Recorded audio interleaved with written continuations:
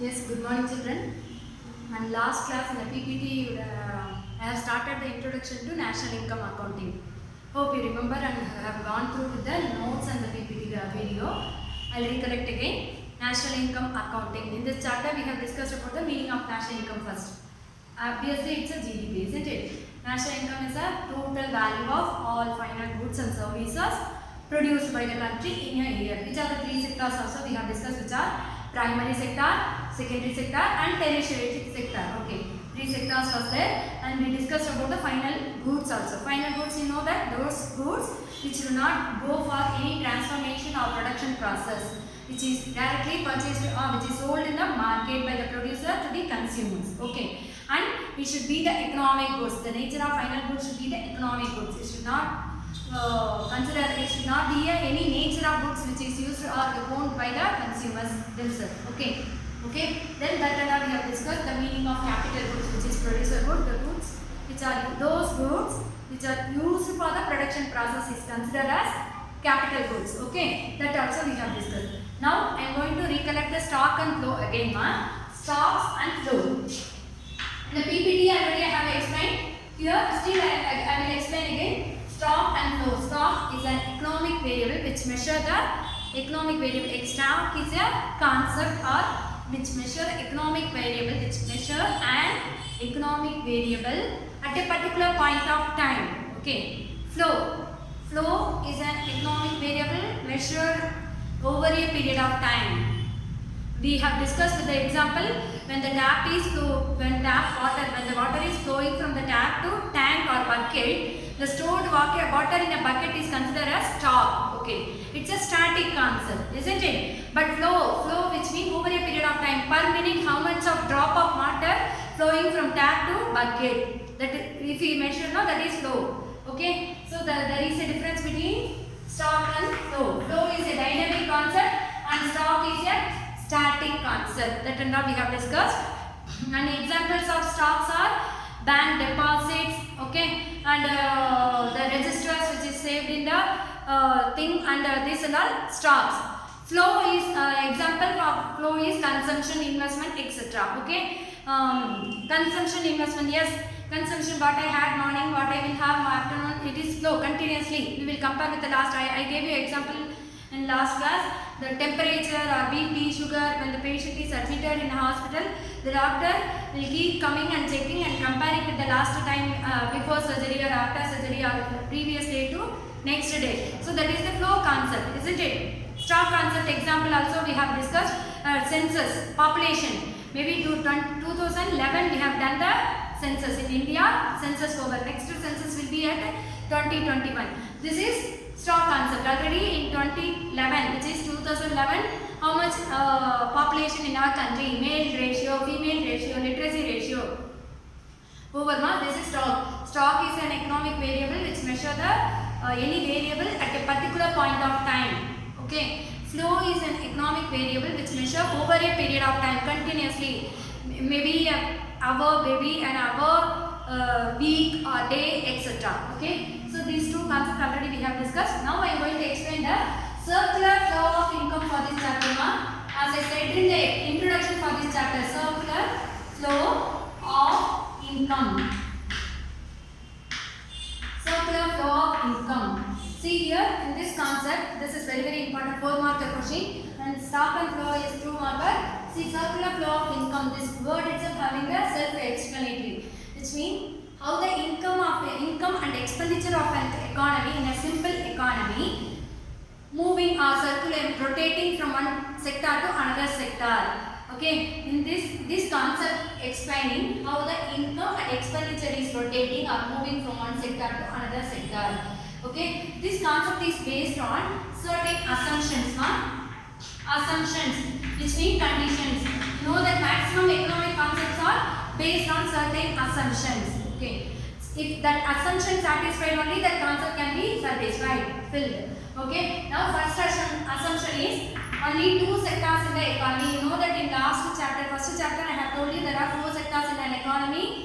One is household, firms, government and external sector. Here to explain the circular flow of income, we are ignoring about the government and external sector. We are going to discuss the income and expenditure in only two sectors, which is household and firms. Okay, there are only two sectors in an economy. There are only two sectors, which is household and firms. Households and firms. We are ignoring about the government and external sector. We are not considering about those sector. This is the first condition. And households are the suppliers of factors of production or owners of factors of production. Okay, households are the, you have a one mark also. Those dash are the owners of factors of production. Households are the owners of factors of production. Owners of FOP. Short form I am writing factors of production. Hope you remember which are the four factors of production. In first chapter also I told you. Rent, land, labor, capital, organization. Without which you can't produce anything in any sector. Land, labor, capital and organization. Okay. Obviously, from the household only you will get as a labor. When I was explaining the household can be a consumer and he can be a worker and he can be an organizer. Okay, he may receive the income, he may spend income on consumption, he may invest in production, he may receive the profit. We have discussed in first chapter. I hope you remember that only here they are saying. Households are the owners of factors of production. The factors of production which are land, labor, capital and organization. They are the owners or suppliers also you can write. They will supply to whom? They will supply to firms. Only three sectors we are considering. Those three sectors are household and firms, isn't it? So owners are the households are the owners of factors of production and suppliers of factors of production. These factors of productions are purchased by firms. This is the second condition. That is second assumption. And third one, firms will pay the income for the factors of production, and firm will produce and supply all the goods and services which they produce, and there is no inventories in the firm. This is third condition or third assumption. The firm will sells entire goods and services what they have produced. Entire goods and services. Goods and services which they produce. Which means there is no inventories. I tell you the meaning of inventories, Rama. Produce. There is no inventories. That is there is no inventories. Inventories which means a stock of capital. Suppose if I produce 500 shirts in the last year, this year as per this circle of law of income, I sold out all 500 shirts to the supplier, consumers, households. I don't keep a single piece of shirt with me. Inventories which means stock of real capital. What I have produced, everything I have sold out. I don't have any inventories. The same way, fourth assumption is the household spend entire income on consumption of goods and services or purchasing these goods and services. Households spends which means spending. Spends their entire income on consumption or purchasing of goods and services or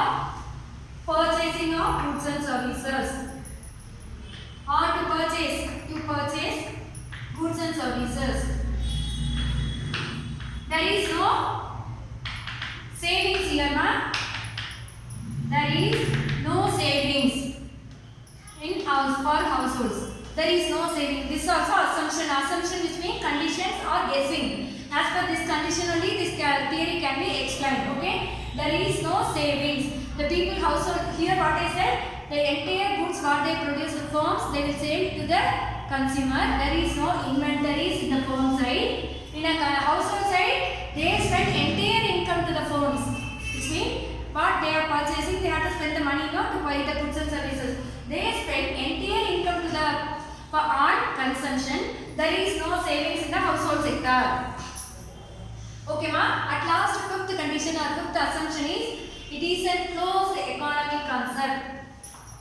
There is a closed economy. There is There is a closed economy, which is there is no government intervention or external sectors. Closed economy situation, which means that is there is no government or external sector intervention. There is no government or external sector intervention. External trade. That's all, ma. So these are the conditions which can be explained for the circular flow of income. First introduction, what you will write? The circular flow of income is a macroeconomic concept which explains how the income and expenditure of the country flow in a simple economy, which is only two sectors economy, which can be explained with the help of this following assumption. First assumption, only they are explaining on the basis of two sectors, which are household and firms. Okay, households are the owners or suppliers of factors of production, which is land, labor, capital, organization. Okay, and firms spend entire income, the firm sells entire goods and services what they have produced, and there is no inventories. The same way, household spends entire income on consumption of goods and services, and they don't save any money.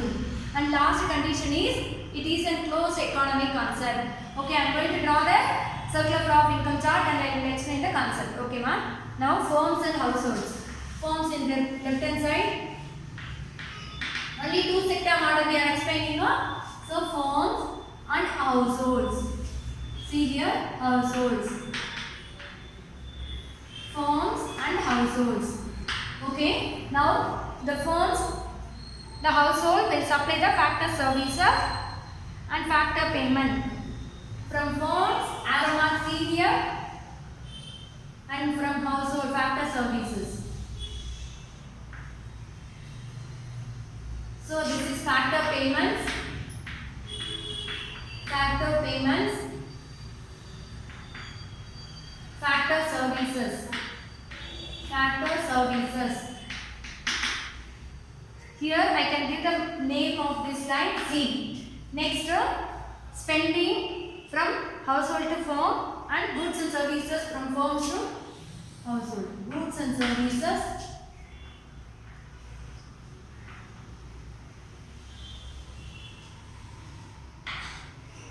See here, point A spending, point B goods and services. Spending. Point B. B is this side. Goods and services. Goods and services. Okay, ma. This is the circular flow of income chart. With this help of chart, we are going to explain the concept. See, left side firms and right hand side households. Left side firms and right hand side household. And spending and goods and services.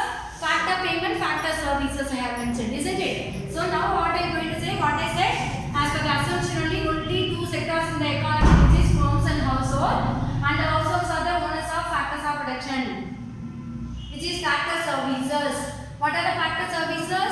Land, labor, capital, organization. Those factor services who will supply? Household will supply to the firms. Understood, Amma? And for selling these factor services, firm will pay the factor payment to the household. What is the factor payment? Rent, wage, interest and profit. This is factor payment. They will give the factor payment as rent, wage, interest and profit. Interest and profit. Okay, ma. These are the factor payment. Which are the factor services? Land, labor, capital, organization. Okay. The households hold the factor services and they receive the income from the firms. Over. They have income. With the income they can survive? No. They need goods and services to satisfy the wants. Okay. So what are the goods where they will buy? They will buy from the firms. See, the firms will supply the goods and services to household. See the arrow mark. When you are doing the exam, you should be clear where you are putting the arrow for supplying of goods and services. The firm will utilize the factor services and will produce with the help of factor services. They will produce the goods and services and will supply to the household. There is no inventories, which means entire goods can be sold out. Okay, entire goods will be sold out to the household. And the same time, what they are assuming, the consumption spending. The household will spend entire income on consumption. services. Entirely I am spending for the purchasing of goods and services. There is no savings. Okay ma, there is no savings. Here we have to say it is the real flow and money flow. Which is real flow, which means, see here, when the factors forms and the supply of goods and services from one sector to another sector is known as real flow. Here, real flow and money flow is mentioned by real flow, which is denotes the supply of goods and services from one sector to another sector is known as real flow. Supply of goods and services from one sector to another sector. From one sector to another sector is known as services from in two sectors. I write short form. We will study now anyway. Okay ma. Two sectors is known as real flow. Money flow, which means the income and expenditure flowing from one sector to another sector. You know that this sector income is household. The factor payment is income for household, but it is spending for firms. The same way, spending the consumption for the consumption, say the household will spend the money to firms. It is spending for household, but income for firm. So the flow of income and expenditure in two sectors is known as money flow. The flow of income, money flow. Money flow is the flow of income and expenditure in two sectors. Flow of income and expenditure in two sectors is known as money flow. See here, hope you can understand in economics. One person spending his income for another person. Another person income is spending for expenses for another person. So that only they are explaining. The firm's income is household spending, and for household income is firm spending. What firm is spending, they are giving as a factor payment. Can you understand ma? So this is the circular flow of income. The income and expenditure is flowing from one sector to another sector. With this help of the chart also, we can calculate the national income in 3 ways. This chart can be used to calculate the national income also ma. See, point A denotes spending on goods and services, the consumption expenditure from the household to firms. So this is the expenditure method of calculating the national income ma.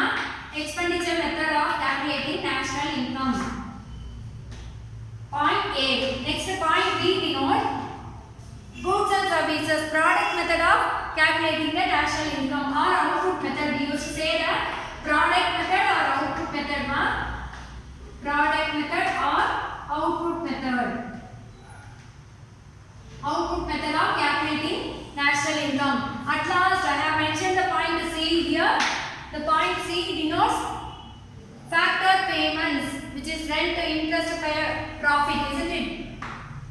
Rent, wage, interest, profit. So all factors of payment once you add, you will get an income method of calculating the national income. Income method. So there are 3 methods we will discuss in next class, which are the methods to calculate the national income. So income method of calculating national income is point C ma. So with the help of circular flow of income, we can measure the national income also in the 3 methods, which is expenditure method, product method and income method. And real flow, which means the supply of goods and services from one sector to another sector is known as real flow. And money flow, which means the flow of income and expenditure from one sector to another sector. Hope you understand the concept now. Thank you all.